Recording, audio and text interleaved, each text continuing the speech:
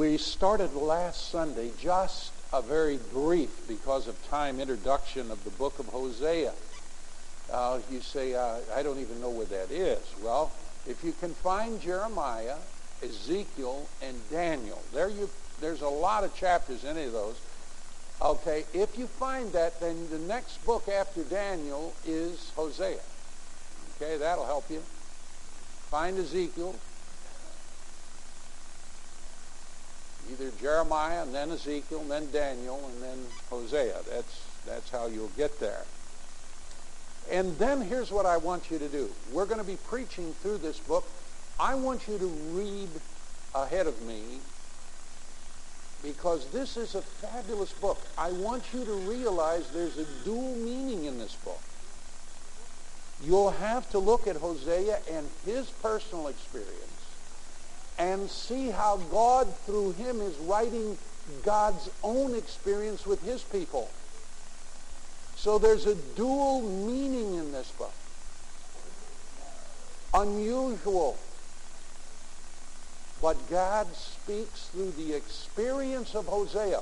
What this man went through, God went through. And if you can see that, and as we go through it, and keep that in mind as you read it through, you'll feel God's heart, his broken heart, toward his people who had become unfaithful in their relationship to him. Hosea chapter 1, we just spoke on verse 1 last Sunday. Let's begin at verse 2 now. When the Lord first spoke to Hosea, the Lord told him, marry a prostitute and have children with that prostitute. That's real strange, and we'll be dealing with that this morning. Say, how could God tell a man to marry a prostitute?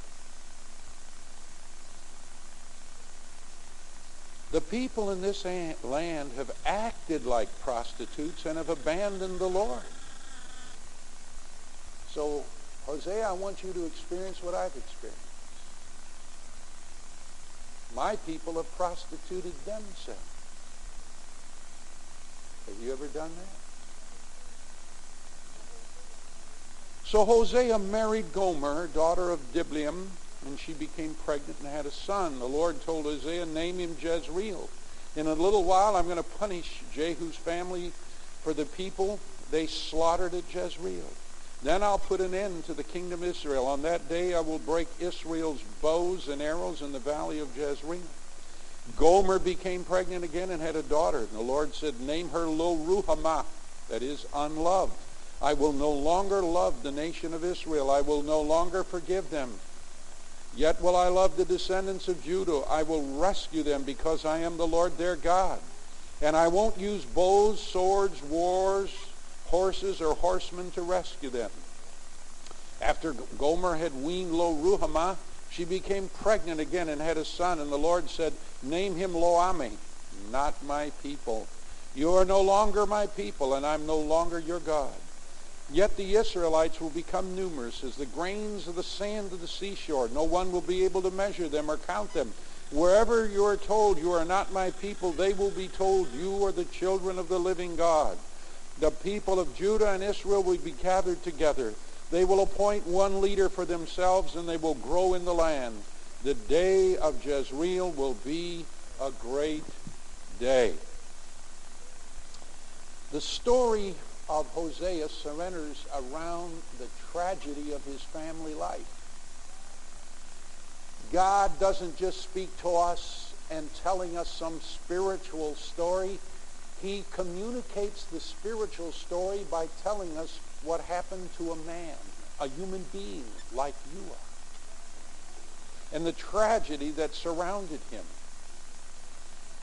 His personal experience gives us spiritual insight into how God feels when his people abandon him or disappoint him or turn away from him. God feels the infidelity of his people just as really as Hosea felt the infidelity of Gomer. And that's why I say there's a dual meaning in the book of Hosea. One is the experience of a man, the prophet Hosea. The other is the experience of God with the people of Israel. Excuse me.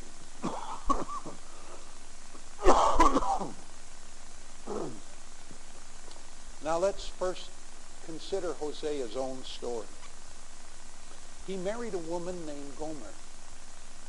Her name means heat or passion. That ought to tell you something about her. She was the kind of a gal that the guys wanted, for you know what I mean. She was that one of those kind of, in using a euphemism, crude though it may be, a hot tamale. That's what Gomer was. She was a hot tamale, passionate woman. And he married this person. And he had 3 children by her. We'll talk about their names a little later. Hosea sought her out, married her, and then found out that she had become unfaithful to him as a wife with not just another man, but she was promiscuous in that she had numerous relationships with other men, and even to the point of prostitution, selling herself for money. Well, quite obviously, any wounded man, of course that could be true of a woman too, but in this case it was a man, so I'm just using him. But he was wounded. He was hurt. You could imagine if your mate was this kind of person that you would do what he did. He put her out of the house. He just dumped her. And just wanted nothing to do with her at all. And she descended deeper into her degradation, into her immorality, to the point where she became so low that she sold herself to a man as a slave. As a matter of fact, less than the price of a slave. She had the half the price of a slave, 15 shekels. She sold herself into slavery because she had reached that low of a point in her life. Now, mind you, Hosea had tossed her out because of her immorality. He was wounded. He was hurt. But time began to tell upon him. And as he began to get over some of this hostility and anger in his heart, he saw that woman in town. He saw how low she was. Then he began to remember the things that he loved about her. And his heart began to reach out to her, just seeing the mother of his children a slave. And he went and bought her out of her slavery. He restored her to his side as his bride. She was unclean. She was unholy. But she was not unloved. In spite of her condition, Hosea loved her. Do you see what I said about the dual meaning of this book? Is this not the picture of Jesus and his relationship to us? How did he find us? Len and Roxanne shared, even in testimony or something. He found us unclean. He found us sinners. But he never found us unloved. He loved us even, the scripture says in Romans, while we were yet sinners, Christ died for us while we were sinners. Hosea and Gomer, the perfect picture of God as the spiritual Hosea and ourselves as Gomer, sold under sin. And God reaching out and loving us and caring for us. But we have to consider the story in the light of verse 2, because even as I read it, I'm sure some of you people were shocked when God said to Hosea, go marry a prostitute. And didn't your mind say to you, why would God do that? Why would God tell a man to go marry a prostitute? Now, the statement as it reads right in your Bible has caused the consternation among certain Bible teachers. It reads on the surface if Hosea, at God's command, deliberately married a woman at the very time she was plying her trade as a prostitute. Isn't that exactly what it sounds like as you read it with a cursory reading? But in the English and American Revised translations, you will note, if you have either of those, the English or the American Revised, when Jehovah spoke at the first by Hosea in verse 2, there's a marginal note in those two translations that puts it this way: when Jehovah spoke at the first with Hosea. Not by Hosea, but when he spoke with Hosea. Now it gives us another insight into the passage. It refers not to Hosea's preaching, but to his communion with Jehovah, with the living God. Notice the phrase in there, when Jehovah at the first spoke with Hosea. At the first. Keep that little phrase in mind. Let's look at it this way.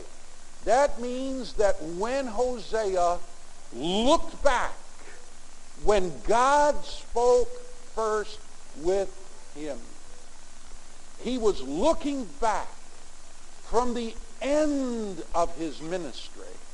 He was meditating on the Lord, and he was writing out his notes that ultimately formed the book that we call Hosea.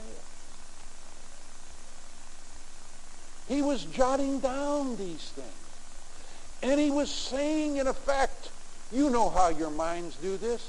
Even now, my mind can go back 30 years, 40 years, and I just bring up to date. You know, this happened, and this is the way.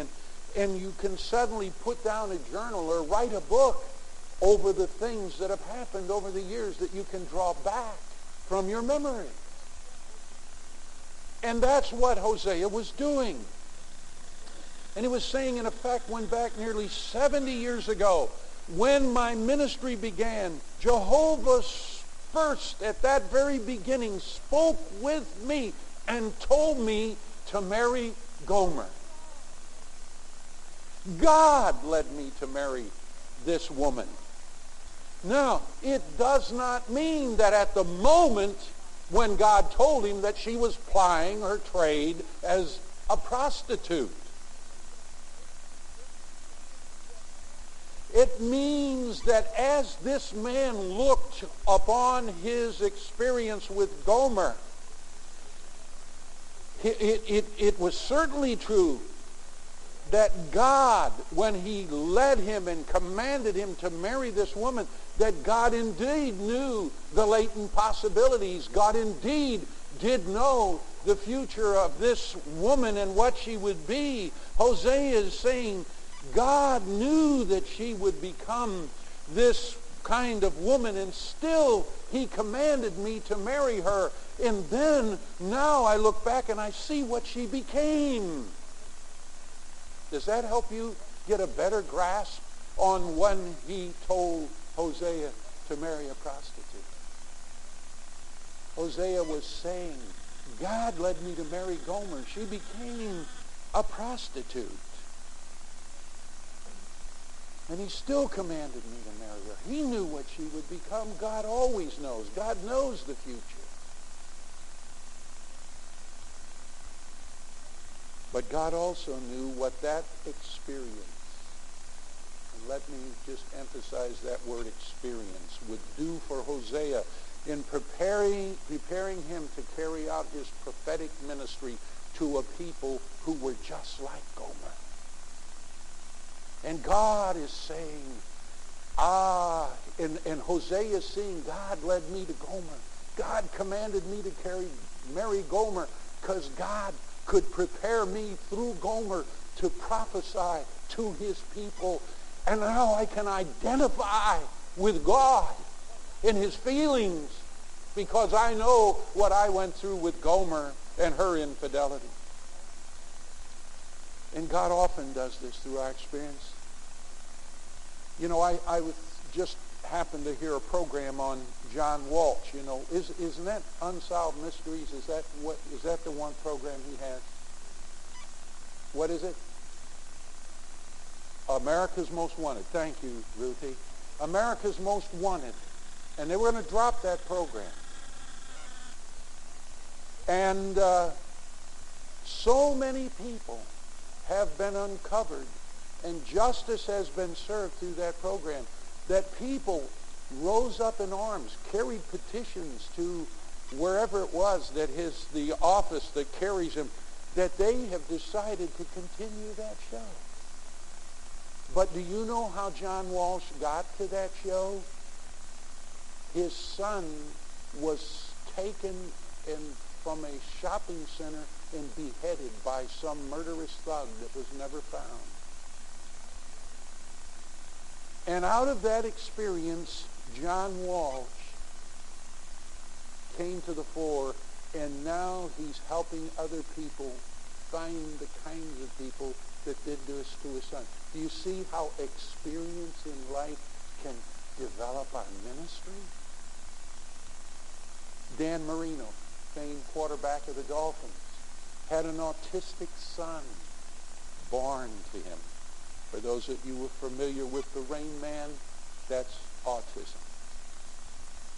And Dan Marino probably never ever thought to get involved with anything like this. But guess what? The experience of a son, now he is the spokesman, appears on television, and gives and assists. You see the experience? Often our experiences are used by God for others. Bad experience, painful, hurtful, wounded things, and you can't see them. Now listen to me carefully. You never see these things while they're happening. You can never interpret those hurts and those wounds at the moment they're going on. You can only do it like Hosea, when you sit down and you can look back and say, now I know why. I didn't understand it then,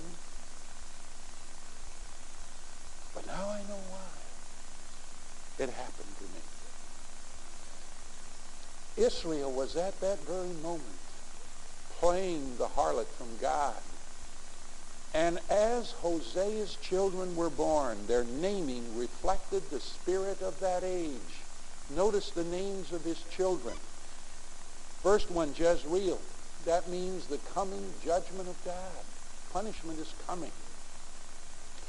Then Lo Ruhamah, the girl, but means people who have not obtained mercy. God is running out of patience. And then the third one, Lo Ami, people who are rejected, not God's people at all. Their whole lifestyle is opposite to God and everything that God stands for. And the whole of the children of Hosea reflect what the nation of Israel had become to the living God. All three of these children reflective of the national condition. And Hosea, looking back at the end of his ministry, over his life and the tragedy that had befallen him, might have said, that marriage was the great mistake of my life. I should have never married that woman. Look at the misery that she put me through. Look at the blight that it brought upon our children. Why should I ever have married that woman? He might briefly have thought along those lines. We don't know. He was a human being. He certainly could have. But he arose from the natural to the supernatural. And he arose, said, but that's not true. God guided me. He simply told me to take this woman, and I obeyed him. I didn't know what she would become.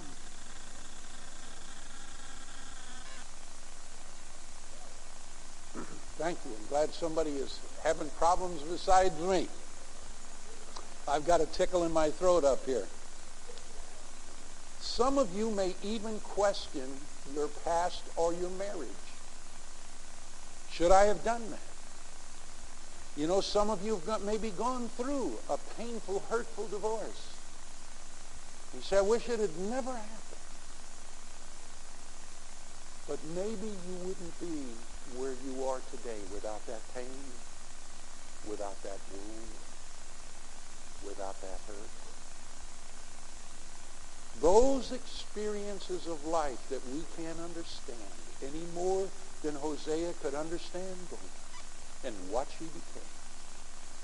Those experiences are used by God. And God has a special way. You may have a sensitivity toward other people that you didn't have before that experience. You may have a caring for people that you never had without that experience. You see, don't ever say that, that I was out of the will of God. That this was a terrible experience. That was a mistake. Oh, thank you so much. Appreciate that, Cliff.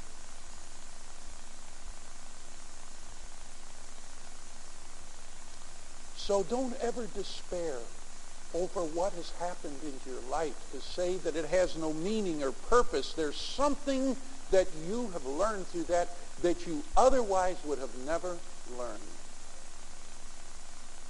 I look out at people and I see the Rooks out here who lost their son, only son. And I can remember at the time shortly after that, when I met them, just shortly after that event when they came here, the pain and the wound and the hurt which would be obvious to anyone. But from that experience, God has guided them to where they have ministered to people and led people to Christ. Just not too long ago, someone came in to Linda's store, and Linda led them to Christ, who had gone through, wasn't it a similar experience, wasn't it, Linda? Had lost a child. Now, and at that moment, Linda could, when she went back, and she and Alan, when it happened to their child, they could not understand. There was no interpretation of those events. They could only walk by faith. And it takes time. And now they can look back over these years and see how God had prepared them through their experience to minister to others from that experience. Just like Hosea with his experience with Gomer. You see, you're always a deeper person when you go through adversity. Most shallow people I've ever met are people who've never gone through hardship. Those that have gone through the deepest trials of life are some of the richest people. Anne Lombardi, who we just buried the other day. I mean, there was no one that ever associated with Anne that wasn't enriched by her life. And yet she went through some of the most difficult, over the past several years. I don't know anyone that was ever in the hospital.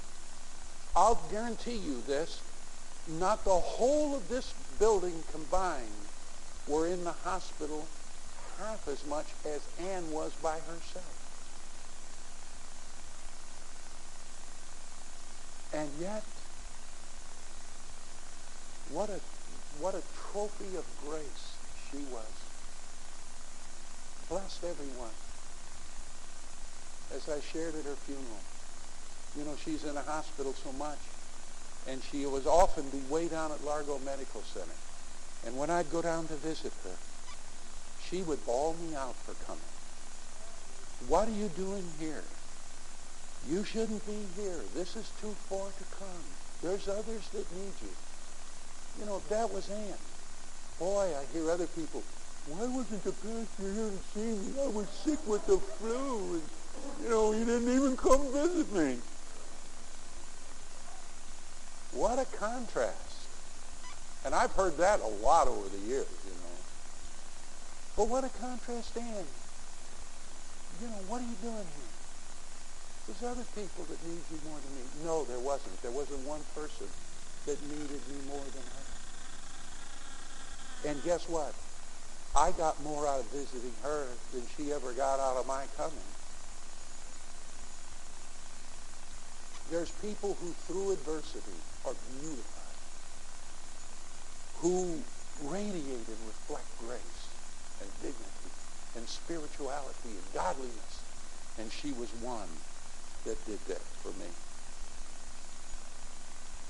Hosea, through his tragedy, came to understand the heart of God. And through your tragedies and through your adversity, I hope you will as well. He learned that God suffers when his people sin. That's one of the great truths that Hosea experienced. God suffers when his people sin, because Hosea said, I suffered when my wife sinned. Oh, I know the pain in my heart. How much more must God be wounded over what we do to him? God, through the sin of Gomer, had allowed Hosea to understand God's own heart. You think he would have been as an effective preacher as he was without his experience?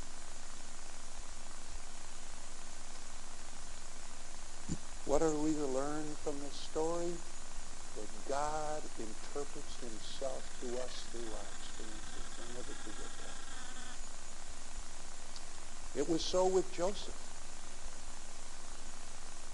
You remember on the day when his brethren came to him and Joseph revealed himself. They didn't know who he was. And finally he revealed himself and showed himself to them. And they began to fall on their knees and weep and bewail the fact of what they had done to him. And they had treated him so badly. You remember what Joseph said? He said these words. God did send me before you to preserve life. God sent me. Yeah, but we put you in the den. We threw you in the pit. We're the ones that sold you into slavery. We're the ones who tried to get rid of you. We even contemplated killing you. That's what we wanted to do. But Joseph said, yes, you treated me badly, all right. You put me in all of these places. You did it, but there's a higher realm of interpretation. I have suffered years of imprisonment in Egypt, but now I've learned from that God sent me before you. Through all of that, there was a purpose. I was to preserve human life. And think of it. The whole known world of his day was fed by that one man. It was his wisdom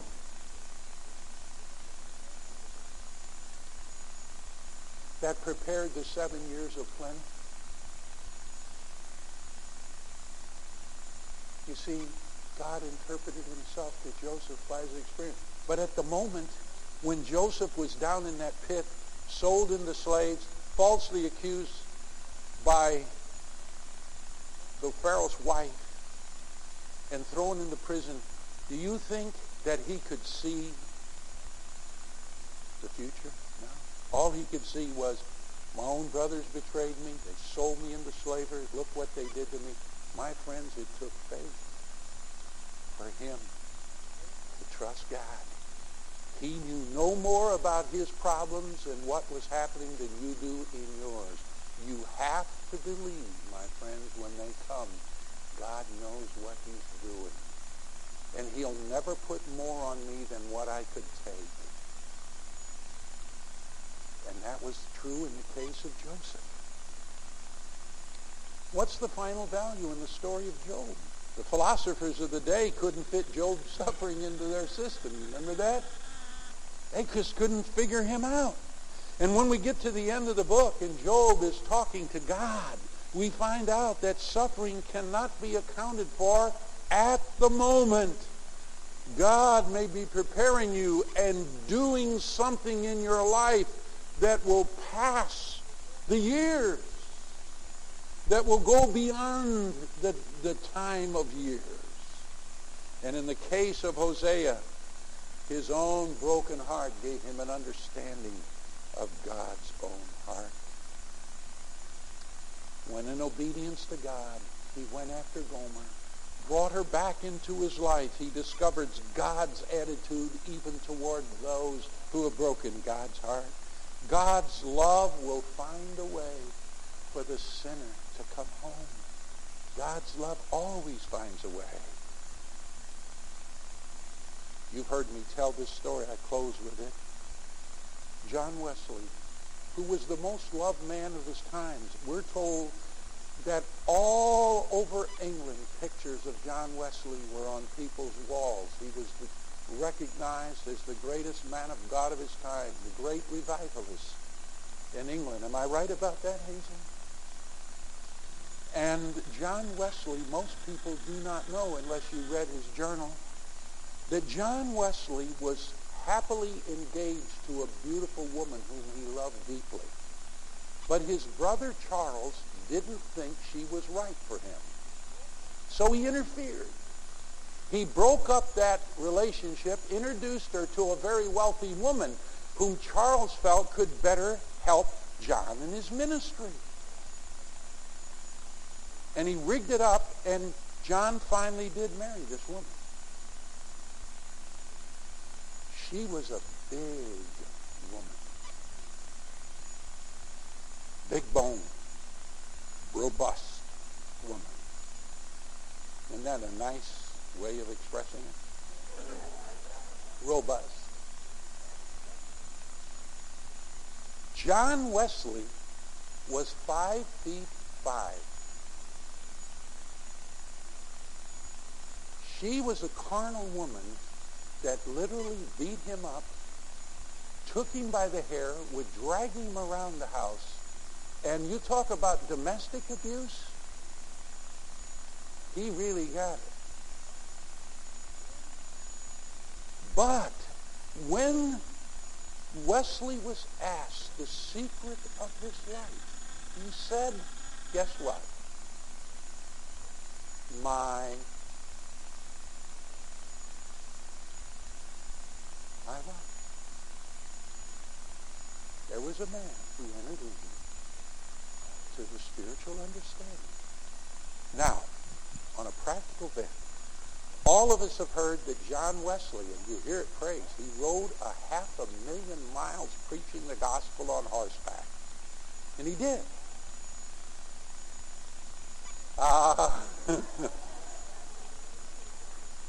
You got it.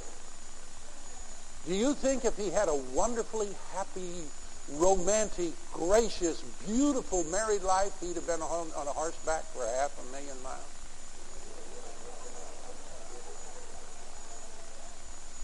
He was glad to get out of the house and get riding. So you see, we spiritualize everything and say how wonderfully godly John Wesley was. And he was. I'm not minimizing that for a moment. But the work and the ministry that he had done, if he'd have had a happy marriage, the one that he really wanted, you probably would have never heard of John Wesley. You see, some things are more important to God than even your happiness. Whoa, hear me. You believe that? Some things are more important to God than your happiness. Now let me ask you this. Do you think that if John Wesley, you ask him now, which would you rather have had? A happy married life or the wife that you had and the ministry you had? What do you think he'd answer now? Absolutely. You see, it's only a few years, isn't it, that we suffer adversity and hardship. Like Anne. Now, what does all that suffering, those years in the hospital mean? Nothing. Nothing. Nothing. She's never going to suffer another day. So, interpret life with God's eyes. See it as Hosea came to see it. That God has a purpose for your experience. And this will help you stop getting bitter at God when things happen to you that you can't understand. You can say, God, I don't know. I don't understand it. I'll admit that I don't understand it. But Lord, I'll let you be God. And I'll let you interpret the events. And I'll wait for you to show me whenever you're ready to do it. Now, where are you with God? This morning, are you unfaithful to the Lord? Is your life, are you doing things that you'd be ashamed of for people to know?